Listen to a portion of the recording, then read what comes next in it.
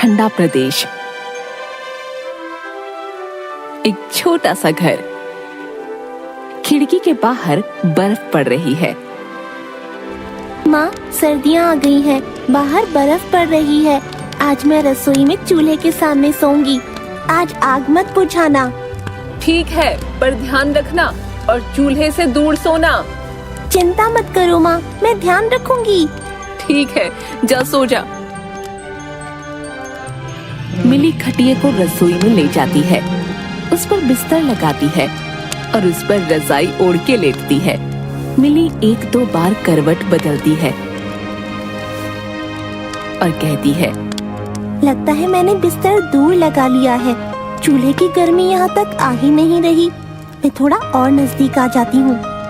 और मिली उठकर बिस्तर को चूल्हे के नजदीक लाती है और फिर रजाई ओढ़ के लेट जाती है। थोड़ी देर बाद मिली, अरे अभी भी चूल्हे की गर्मी महसूस नहीं हो रही, ठंडी लग रही है। मिली उठती है और बिस्तर को चूल्हे के और नजदीक खींच लेती है और रजाई ओढ़ के लेट जाती है। ऐसे ही 2-3 बार थोड़ा थोड़ा करके चूल्हे के नजदीक जाने के बाद वो रजाई ओढ़ के लेटती है और कहती है, अब ठीक है। अब मुझे चूल्हे की गर्मी पूरी आ रही है। अब मैं आराम से सो सकती हूँ। मिली रजाई ओढ़ के लेटती है और धीरे से गहरी नींद में चली जाती है। मिली की अचानक नींद खुलती है और वो देखती है चारों ओर गर्मी है और छोटे छोटे इंसान जिनके बाल आग के हैं पूरी रसोई में हैं। ये सब देखकर खुशी से चौंक जाती है और चारों तरफ देखती है। एक फायर ड्वार्फ मिली के पास आता है। मिली, हम फायर मिनियंस हैं। हमें तुम्हारी मदद की जरूरत है। क्या तुम हमारी मदद करोगी? मैं तुम्हारी क्या मदद कर सकती हूँ? सिर्फ तुम ही हमारी मदद कर सकती हो, ये हमारे गुरुजी ने कहा है। मैं तुम्हारी मदद करना चाहती हूँ। करना क्या है? तुम हमारे गुरुजी से मिलो, वो तुम्हें सब बता देंगे। तुम हमारे साथ आओ। और मिनियन उसका हाथ पकड़ के चूल्हे की ओर ले जाता है। ये कहाँ ले जा रही हो? मैं जल जाऊंगी। नहीं, ये तो हमारे घर जाने का रास्ता है। तुम मेरा हाथ पकड़ो और आगे बढ़ो। मिली जैसे ही मिनियन का हाथ पकड़ के चूल्हे की तरफ आगे बढ़ती है, चूल्हा एक बड़ा सा आग का दरवाजा बन जाता है और मिली अंदर चली जाती है। वो एक खूबसूरत दुनिया में आती है जहाँ सब कुछ आग से बना है। पेड़ के पत्ते, पौधे, जानवर, नदी भी आग की है। घर भी आग के बने हैं, लेकिन उसे जलन नहीं हो रही, बस मीठी सी गर्मी है। मिनियन मिली को आग से बने एक छोटे से घर में ले जाता है। घर के अंदर फायर मिनियन के गुरुजी आते हैं और कहते हैं, आओ मिली, मैं तुम्हारा इंतजार कर रहा था। मिली गुरुजी को प्रणाम करती है। प्रणाम गुरुजी। आओ, मैं तुम्हें कुछ दिखाता हूँ। गुरुजी उसे अपने कमरे में ले जाते हैं और एक टेबल पर रखा धनुष की ओर इशारा करते हुए कहते हैं, इसे उठाओ। मिली आगे बढ़ के जैसे ही धनुष उठाती है, उससे धनुष आग का बन जाता है और मिली चौंकते हुए गुरुजी की ओर देखती है। वहाँ खड़े फायर मिनियंस भी चौंक जाते हैं। फिर गुरुजी बताते हैं, मिली, तुम वही योद्धा हो जिसका हमें सालों से इंतजार था। अब तुम्हें अपना कर्तव्य निभाना है। मिली धनुष को वापस मेज पर रखती है। धनुष वापस आम लकड़ी का बन जाता है और कहती है, कैसा कर्तव्य गुरुजी? ये जो अग्निपुर तुम्हें दिख रहा है, ये पहले ऐसा नहीं था। हमारी दुनिया में हमें ऐसे छुपके नहीं रहना पड़ता था। हम खुशी से चारों ओर घूमते थे और जिंदगी का मजा लेते थे। फिर यहाँ एक जादूगरनी आई। उसने हमारे राजकुमार से दोस्ती की और उन्हें अपने विश्वास में ले लिया। हमारे राजा रानी को वो पसंद नहीं थी। उन्होंने कई बार राजकुमार को उससे मिलने से मना किया, पर वो नहीं माने। एक दिन जब हम सब लोग जश्न मना रहे थे, तब राजकुमार ने उस जादूगरनी को भी वहां बुला लिया। मुझे कई करतब आते हैं। यदि राजकुमार चाहे तो मैं उन्हें दिखा सकती हूँ। नहीं, इसकी जरूरत नहीं। सारे करतब पहले से तय हैं और कलाकार तैयार हैं पीछे। जो पहले से तय है उसे देखने में क्या मजा। मजा तो कोई नई चीज देखने में है, क्यों राजकुमार? हाँ पिताजी, ये सही कह रही हैं। इसे करतब दिखाने दीजिए। शुक्रिया राजकुमार। गीले गीले फर्र। फिर उसने वो करतब दिखाए। फिर उसने कहा, अब मैं आप लोगों को अपना सबसे बड़ा करतब दिखाती हूँ।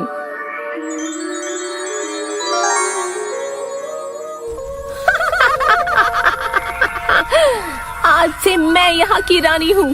अगर किसी ने मेरा कहा नहीं माना तो मैं उसे मारूंगी। साथ ही तुम्हारे राजकुमार, राजा और रानी को भी राख बना दूंगी, जिससे इनके वापस आने की तुम्हारी सारी उम्मीद ही खत्म हो जाएगी। तब से कोई उसके खिलाफ कुछ नहीं करता। पर अब तुम आ गई हो, तुम उसे मारोगी। मैं आपकी बात समझ गई गुरुजी, पर मैं उसे कैसे मारूंगी? वो तो इतनी बड़ी जादूगरनी है। इस धनुष से इसका एक भी तीर उसे लग गया तो वो भस्म हो जाएगी। यदि जादूगरनी को मारना इतना आसान है तो आपने अब तक उसे क्यों नहीं मारा? क्योंकि जादूगरनी को इसी धनुष से मारा जा सकता है जब वो सामने हो, और ये धनुष सिर्फ तुम ही चला सकती हो और कोई नहीं। पर मैं उसके सामने कैसे जाऊंगी? उसकी चिंता मत करो। तुम्हारे आते ही मैंने जादूगरनी तक ये खबर पहुंचा दी थी कि उससे भी बड़ी जादूगरनी आने वाली है, और वो उसी स्टेज पर आ जाएगी जहां जादूगरनी ने राजा रानी को बंदी बनाया है, और जादूगरनी को हराकर हमें आजाद करेगी। मुझसे बड़ी जादूगरनी ना तो कोई है और ना कभी हो सकती है। जाओ जाके सबसे कह दो कल उसी स्टेज पर मुकाबला फिर होगा, और मैं उस झूठी जादूगरनी को अपने जादू से हराकर मार डालूंगी। सबको वहाँ इकट्ठा होने का हुक्म दो। जो हुक्म मेरी रानी। और मिनियन वहाँ से चला जाता है। गुरुजी मिली के पास आते हैं। मिली, जैसा मैंने सोचा था वैसा ही हुआ। जादूगरनी ने अपने घमंड में आकर तुम्हें प्रतियोगिता के लिए चुनौती दी है। अब बस कल का दिन और सब ठीक। मैं तैयार हूँ गुरुजी, कल के लिए मेरी योजना सुनिए। मिली गुरुजी को योजना बताती है। सब लोग स्टेज के चारों ओर इकट्ठा है। स्टेज की एक तरफ राजा रानी की पत्थर हुई मूर्ति है और उनके बगल में राजकुमार की। जादूगरनी स्टेज पर आती है। कहाँ है वो झूठी जादूगरनी? आज मैं उसके हर जादू को तोड़ दूंगी। मिली दूर से छलांग लगाकर स्टेज पर आती है। वो पूरी काले कपड़ों में है, चेहरे पर नकाब है, सिर्फ आंखें दिख रही हैं। मिली आते ही अपने हाथ से आग का गोला जादूगरनी की ओर फेंकती है, जिससे जादूगरनी हंसते हुए दूसरी साइड हटकर बच जाती है। फिर जादूगरनी मिली की तरफ आग फेंकती है, जिससे मिली को बचने के लिए स्टेज के पीछे छुपे गुरुजी मिली के चारों तरफ एक जादुई घेरा बना देते हैं, जिससे जादूगरनी का हर बार घेरे से टकराकर नष्ट हो जाता है। मिली, ये घेरा ज्यादा देर तक तुम्हारी रक्षा नहीं कर पाएगा। तुम्हें जल्दी ही अपना काम करना होगा। मिली मार्शल आर्ट की कलाबाजियां दिखाती हुई गुरुजी के पास आती है और गुरुजी से झट से धनुष ले लेती है।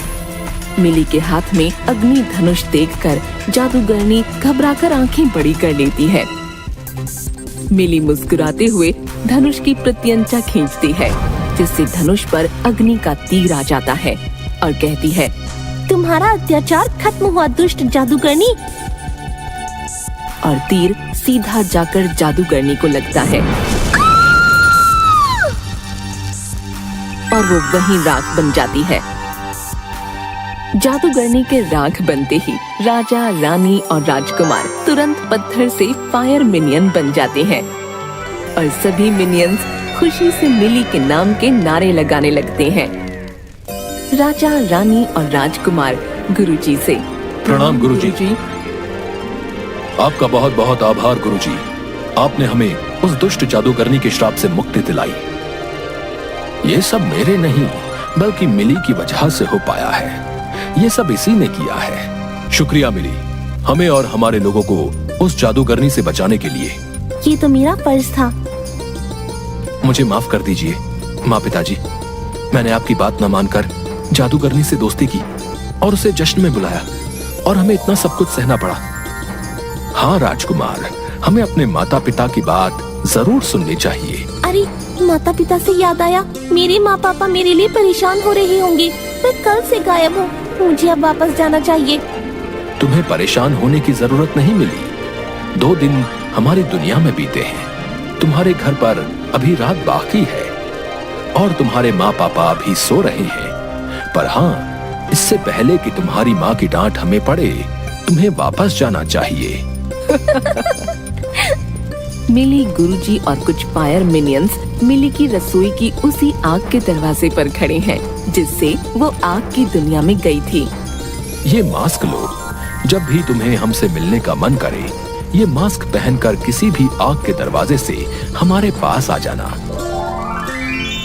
धन्यवाद गुरुजी, और आप लोगों का भी बहुत बहुत शुक्रिया। आप ही मुझे अपनी दुनिया में ले गए थे। शुक्रिया मिली हमारी मदद करने के लिए। ये बताओ, आग का गोला फेंकना तो मैंने सिखाया था, पर तुमने इतनी अच्छी कलाबाजी और तीरंदाजी कब सीखी? गुरुजी, हमारे स्कूल में मार्शल आर्ट सिखाया जाता है, वहीं से सीखा। तब तो सबको मार्शल आर्ट्स सीखना चाहिए। हाँ गुरुजी, सबको सीखना चाहिए। अभी बहुत रात बाकी है, तुम थक गई होगी। जाओ और जाकर सो जाओ, सुबह स्कूल जाना है। सही कहा आपने। प्रणाम गुरुजी। मिली गुरुजी को प्रणाम करती है और अपने बिस्तर पर जाकर लेट जाती है। गुरुजी और बाकी मिनियंस उसे बाय करते हैं और वो बड़ा सा आग का दरवाजा फिर से रसोई का आम चूल्हा बन जाता है। मिली सुबह हड़बड़ा कर उठती है और सोचती है, मैंने जो देखा वो सच था या सपना। तभी उसे अपने बगल में रखा गुरुजी का दिया हुआ मास्क दिखता है और खुशी से उसकी आंखें चमकने लगती हैं।